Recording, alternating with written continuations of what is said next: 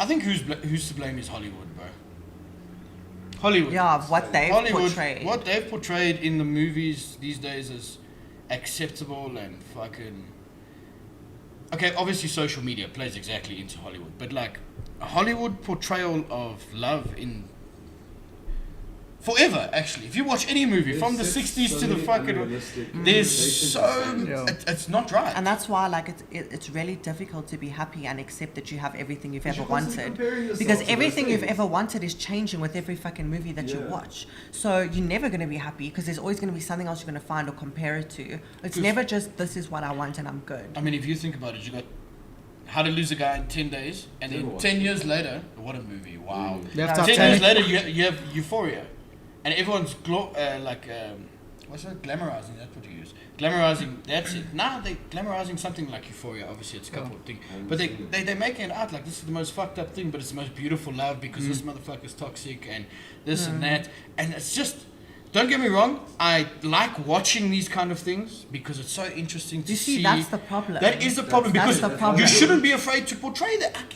It's a fucking catch-22 because the problem is the weak-minded people are watching this and just copy-paste.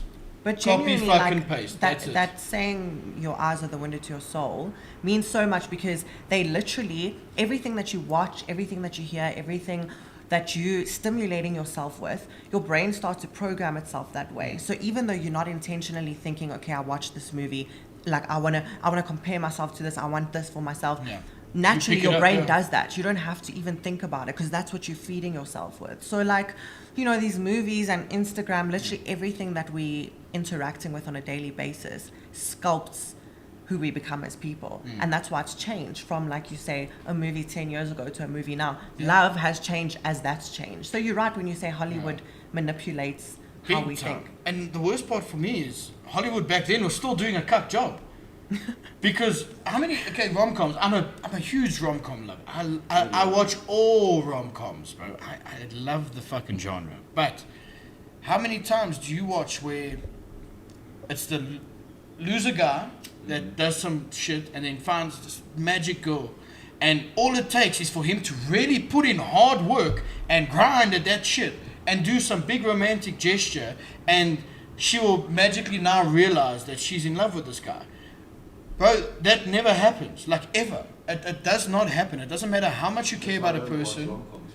I get you, but no, it's a beautiful story to watch. But I think they're kind of showing you. It's hard to not watch. It's hard to say I'm not going to watch. It's a feel-good movie, bro. Yeah. You and I watch how many rom-coms together, bro? Love it.